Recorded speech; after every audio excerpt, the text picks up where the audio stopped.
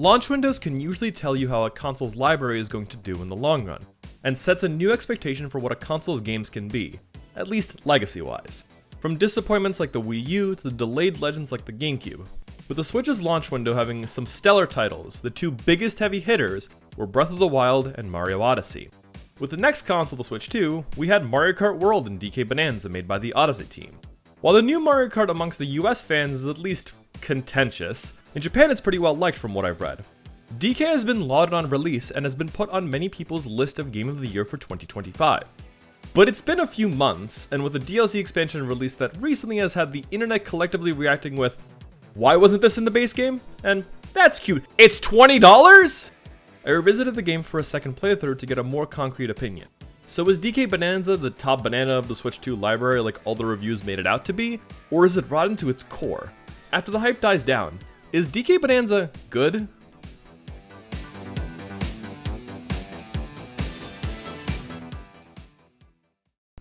I want to level a few things on what this review will cover. As is the case with most of my reviews, this will be as spoiler-free as possible.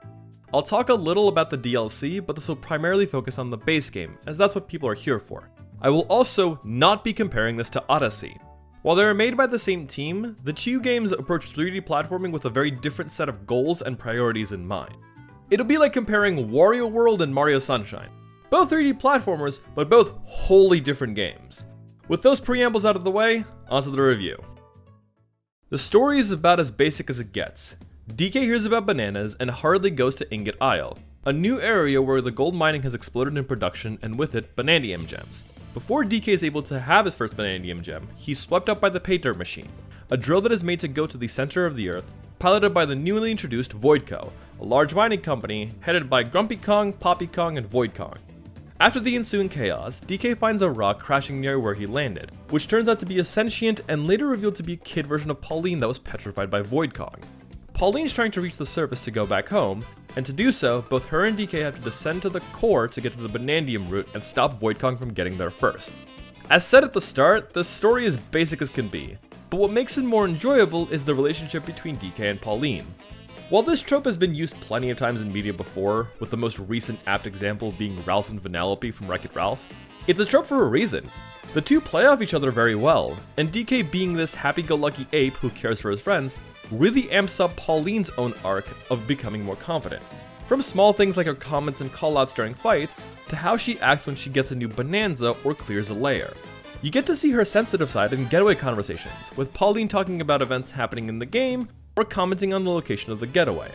All in all, while the story is simple, it's a heartwarming one. But that's not what the Big Ape is known for, so how does the gameplay stack up?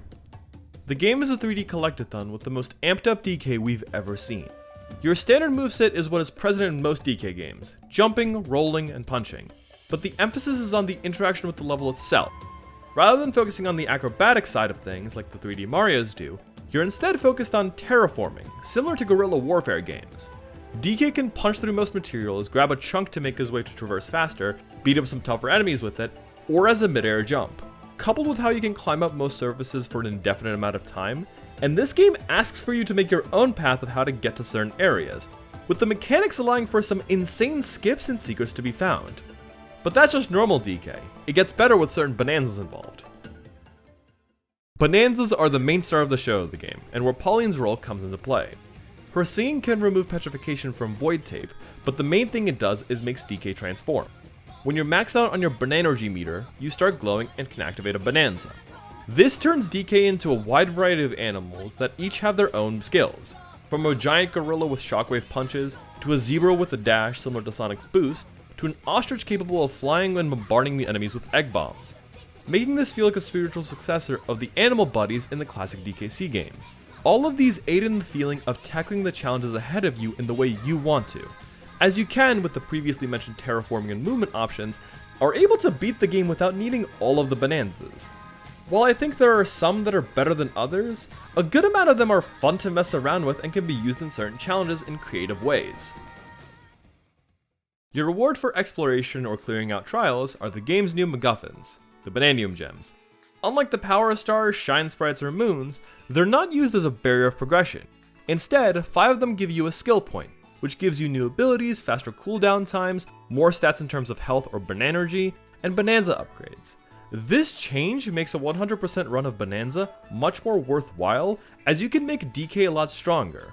This change makes 100% for Bananza much more worthwhile, as you can make DK stronger as a result of exploration. But also the inverse is true. You can just beeline for every single layer exit, and makes the difficulty a lot more adjustable. But that's not all that there is to find. Hidden throughout each level are 1 or 3 types of fossils. Common fossils, which are found in every layer. Rare fossils, and extra rare fossils, which are only found in multi-layer levels. These usually are thematically fitting of the areas, with some being old DK references, which can give us a reason as to why almost all of the animal bodies from the first 3 DKC games are nowhere to be found. These fossils can be exchanged at style shops for fur colors, ties, pants, and Pauline outfits. While the fur color is purely cosmetic, the rest influence your stats, incentivizing you to switch your outfits around the added boosts, and there are plenty of options for each. While I usually rock the default DK look, especially for the final layer for thematic purposes, the gameplay incentive to switch your outfits to help with making each layer easier is another way this game allows you to tune the difficulty. One more reward for exploration are the getaways. In each area there are a handful of places where some gold can be used to build a getaway. This comes with the bed, where you can rest, giving yourself full health, plus bonus health depending on how many getaways you built in a certain layer, and hear the previously mentioned Pauline conversations. A general shop, that is a style shop, a stuff shop which can give you items for gold you find, such as health restores or maps for fossils/gems, and a chip exchange shop, which has you trade Banandium chips and gold for extra Banandium gems, all wrapped into one, and a record player that can play the records you sometimes get from defeating enemies or tipping the general shop. These are really cool ways to help with not only breaking up the map for collection's sake or faster traversal, but in some cases are nice resting spots, being able to stock up on anything you're missing. The amount of customization you have to tune your gameplay experience with the game as open as Bananza is something that pushes people to want to mess around with the mechanics and wanting to push the engine to the limit. This is taken one step further with the items that save you from falls into the death plane. Rather than feeling patronizing, these add to the want to mess around with the mechanics of a game, since falling is not much of an issue. Death only costs you a few hundred gold when you're raking in thousands, so there's no discouragement to keep attempting a certain section or a certain level until you clear it. Coupled with the same amount of stuff to collect around every corner and having the ability to morph a good amount of the level, makes this an incredibly fun, hands-off approach to a game that works beautifully for collectathons. But all of this would not matter if the game itself did not run well. So how's everything else? The game is rather nice on the eyes. The locales are varied, stretching from beaches with giant fruit to dense forest, to creative levels like blizzard-heavy ice cream lands.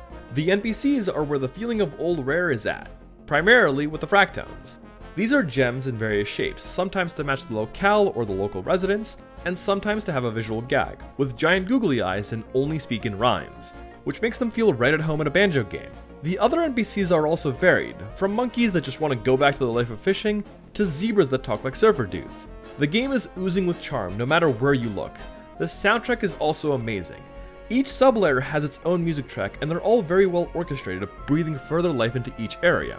But that doesn't mean the old stuff is left behind. A few of the trials are actually older levels from DKC. Sadly, there are only 4, but all of them have a remixed classic track, giving them new life while being faithful to the originals and not shaking things up drastically. Standouts include the Banandium Refinery,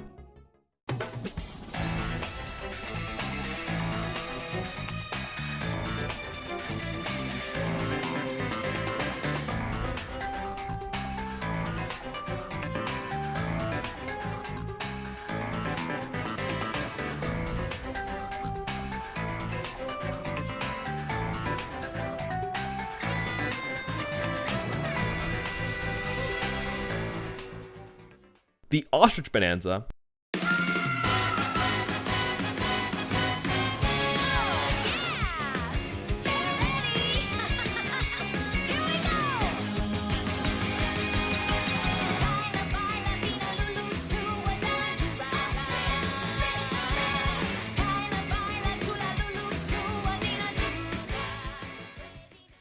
and the Sticker Bush remix.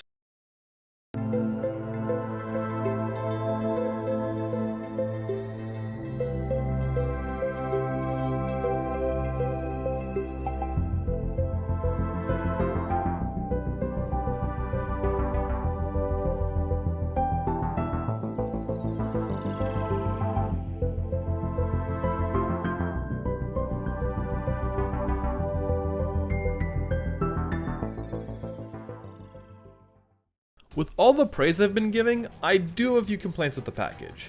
Some nitpicks and some are more damning. The biggest one is performance. While it's not a constant problem as the game keeps itself solid to where it doesn't mess with your jumps, if too much stuff happens on screen, the frame rate will cut in half. This infamously happens in one area in particular with the one layer in particular with the amount of platforms you can make and the boss in question just having a lot of stuff on screen at once. But it also happens basically every time you open your map. In some sparser areas the scroll is pretty smooth, but in most areas the frame rate goes to 30. Again, it doesn't affect the gameplay for the most part, but it is pretty apparent when it happens. Another is the way gold and bonanzas work. I mentioned before how you start glowing when you charge the Banandium meter to the max. The problem with that is that it's very easy to do and you're going to almost always be seeing the glowing fur of DK. This can actually change some colors into unintended ones, with the best example being the classic fur, looking like a muted orange when glowing compared to the classic brown fur. The last thing that bothers me about the base game are the bosses. With the exception of the final boss, the rest of them are kinda boring. Some are beaten within less than a minute as it involves punching the main enemy a bunch, and some take a bit longer with splitting the health into phases, but none of the bosses are particularly hard or super enjoyable. But that's only the base game. In the September Direct, DLC was announced for Bananza that included DK Island and a new mode called Emerald Rush, priced at $20. So how does it stack up? DK Island is a post-game area that has you romp around in what is essentially a love letter to DK games of old. You start with a small platform that looks out to the island of DK's head, being the main island of 64, with a very serene remix of 64's DK Isle. You see King K. Rool's ship crash landed similar to DKC 2's starting world, and DK's hut being a mix of DKC 1, 64, and the retro titles, with DK's banana horde from DKC 1 found underneath. You also get to see all the DK crew that appeared here in the main story: Cranky, Diddy, Dixie, and Ramby. But the main thing for DK Island is that there are statues that can be purchased from Squawks, making in its initial form a glorified museum. A very lovely one with a love letter for the series, but still a glorified museum, as there are no Banandium gems or fossils to be found in the base version of the island for some reason. But the main attraction is for when you beat the game. Void Kong is there trying to monopolize all of the emeralds, which is somehow unrefined gold? Either way, you agree to work for him, and this is where the main show is. This is a roguelite mode, where you have to fill quotas, picking up gems and fossils for perks, and keep going until the timer runs out or until you game over. When you finish your run, you're rewarded with banana chips that are used to buy the previously mentioned statues, alongside finishing out your Void Punch card. You unlock new stages, perks to be used in Emerald Rush, and costumes for completing your card. Emerald Rush itself is a great way to add longevity to a game like Bananza. On easier difficulties, you can get away with being a bit slower to meet your quota, but on higher difficulties, you're rewarded for game knowledge and mastery of mechanics and level design to make paths for the most amount of emeralds possible, and good execution to get the highest rank possible. And that's really satisfying to pull off. This is why DK Island is built the way it is, as it's a compact level with pathways weaving through the island to make traversal snappy and freeform. It's an excellent introduction to the mode, and it's not like all the runs are short, as some can last upwards of 40 minutes if not slightly longer. There are a few problems with this mode though. The first is while there are no gems or fossils in the regular version of DK Island, the Emerald Rush version has them all hard-coded in, so it's not like they didn't think of where they would be. And the second is some of the locations picked are strange. There are 11 layers in total for Emerald Rush accessible, and some are great choices, primarily the single layered stages, like Hilltop and Resort. But some are just not built for it, like the Canyon layer, as sometimes RNG can decide to give you a task 2 sublayers apart, forcing you to use a Voidco barrel for traversal.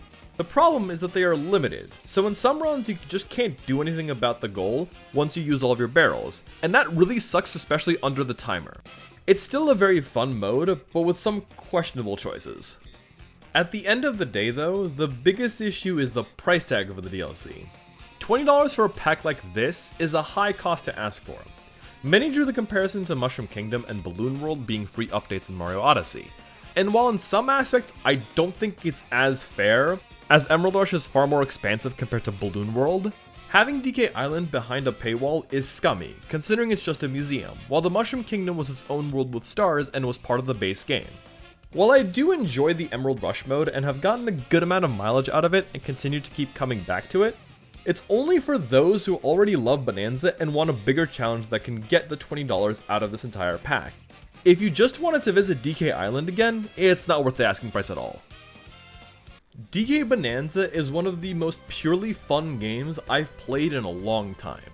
While there are plenty of other games I love because of the story or the balance of good gameplay and good story, Bananza is an experience I can keep coming back to over and over again, and have a blast playing through it.